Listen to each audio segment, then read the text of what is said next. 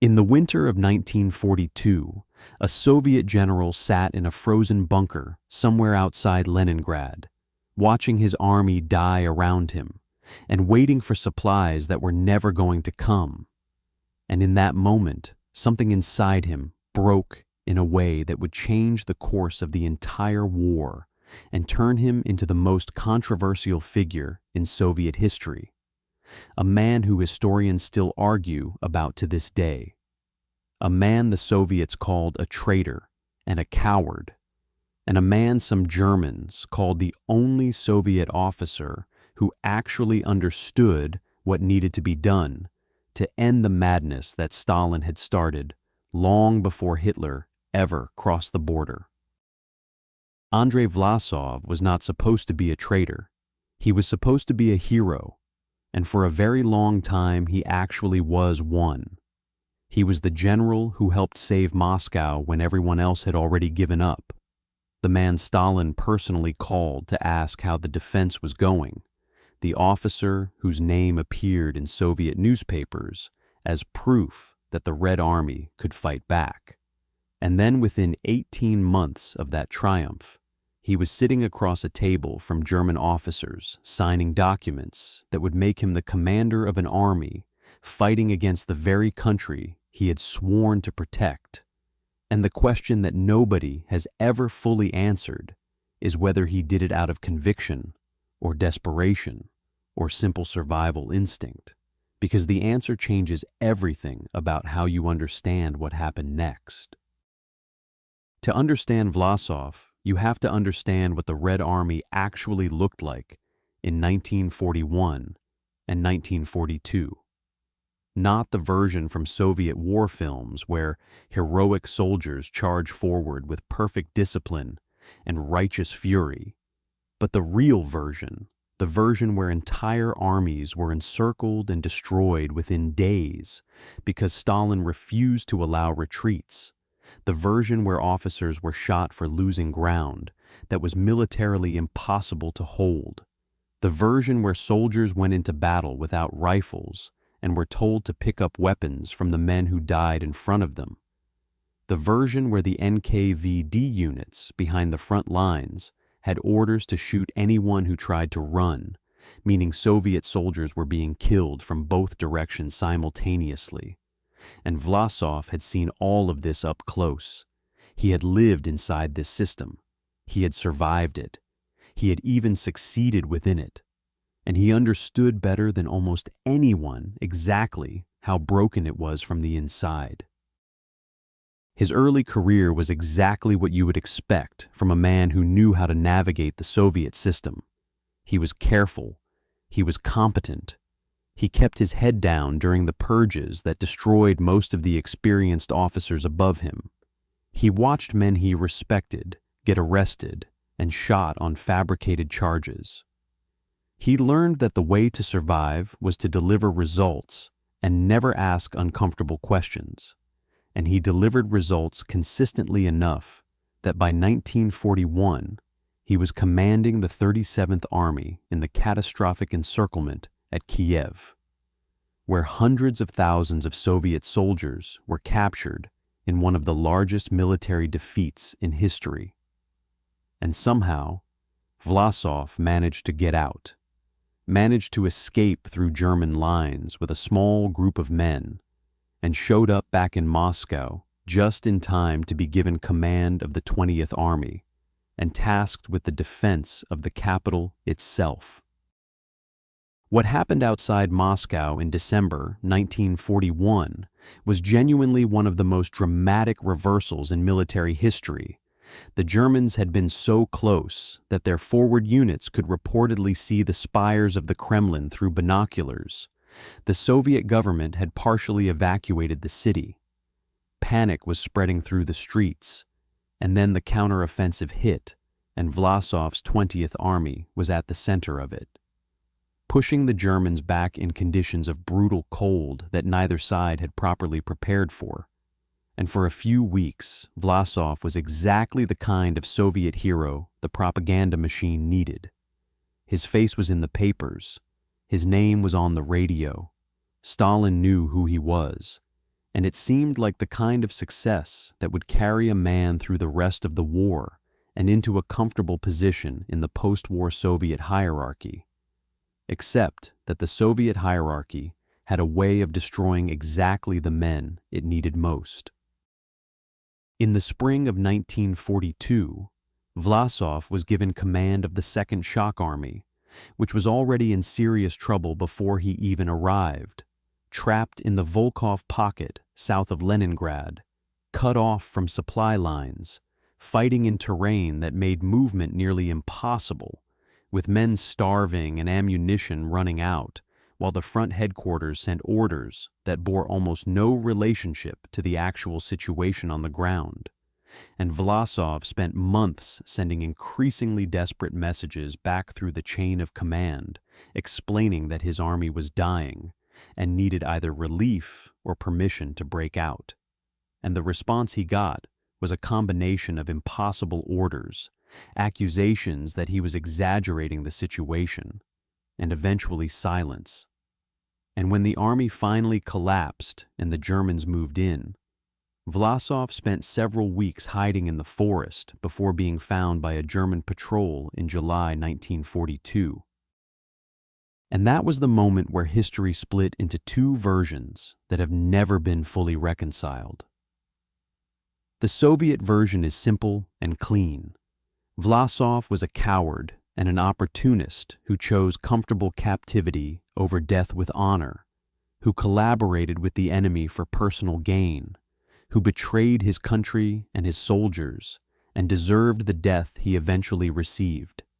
And there is enough evidence to support this version if you choose to look only at certain facts and ignore certain others, because Vlasov did collaborate, enthusiastically and openly, and he did make choices that hurt Soviet interests and helped German ones. And none of that can be erased or excused, no matter how sympathetic his earlier circumstances might seem. The other version is more complicated and more uncomfortable because it requires acknowledging that Vlasov arrived in German captivity already having watched Stalin's system kill hundreds of thousands of men through incompetence and cruelty and ideological rigidity, already having seen what happened to officers who told the truth about military reality, already knowing that the Second Shock Army had been sacrificed not because relief was impossible, but because the people giving orders from safety didn't actually understand or care what was happening in the field. And in that context, his decision to work with the Germans starts to look less like cowardice and more like a man who had simply decided that the regime he was supposed to be fighting for was not worth dying for, which is a thought that many Soviet citizens had, and almost none of them were ever able to say out loud. What the Germans offered Vlasov was the chance to build something called the Russian Liberation Army, a force composed of Soviet prisoners of war and Russian emigrants who would fight alongside the Wehrmacht against Stalin, not for Germany, but theoretically for a liberated Russia, for a Russia without the Bolsheviks, for a Russia that Vlasov genuinely seemed to believe could exist if the right people created the right conditions at the right moment. And whether he actually believed this, or whether he was simply telling himself a story that made his collaboration bearable, is one of those questions that probably cannot be answered with certainty, because the man himself said different things at different times to different audiences, which is what people do when they are trapped in impossible situations and trying to make sense of choices that don't have clean justifications. The relationship between Vlasov and the German military was never what either side pretended it was in public. The Germans were not interested in liberating Russia. They were interested in winning a war that was going increasingly badly for them, and Vlasov was useful to them as propaganda and potentially useful as a military commander. But the idea that German high command was going to allow a Russian general to actually build an independent army with real power and real autonomy was never seriously on the table. And Vlasov either understood this and accepted it as the price of having any platform at all, or he genuinely believed he could use German resources to build something that would eventually become his own, and both possibilities say something interesting about how desperation reshapes a person's ability to think clearly about their own situation. For most of the war, the Russian Liberation Army existed more as a concept than as a military reality. There were units scattered across various parts of the front. There were propaganda operations. There were leaflets dropped over Soviet lines promising soldiers that they could defect and fight for a better Russia. And there was Vlasov himself traveling around giving speeches and meeting with Russian émigré groups and German officers and trying to hold together a coalition of people who agreed on almost nothing except their opposition to Stalin, which turns out not to be enough common ground to build a functional military organization when the people funding you have completely different goals than you do. The real Russian Liberation Army, the one with actual divisions and actual weapons and some degree of actual autonomy, only came into existence in late 1944 when Germany was already losing badly enough that Himmler finally agreed to let Vlasov have something resembling the force he had been promised for 2 years. And by that point, the window for it to change anything had essentially closed. The Red Army was moving west in massive coordinated offensives. The Americans and British were pushing from the other direction, and Vlasov found himself commanding an army that had been created too late to matter in a war that was already over in any strategic sense, which is one of the great bitter ironies of his entire story. There is one moment in the spring of 1945 that stands out from everything else in Vlasov's story, and it involves the Prague Uprising, when Czech resistance fighters rose against the German occupation in the final days of the war and found themselves being suppressed by SS units with brutal efficiency.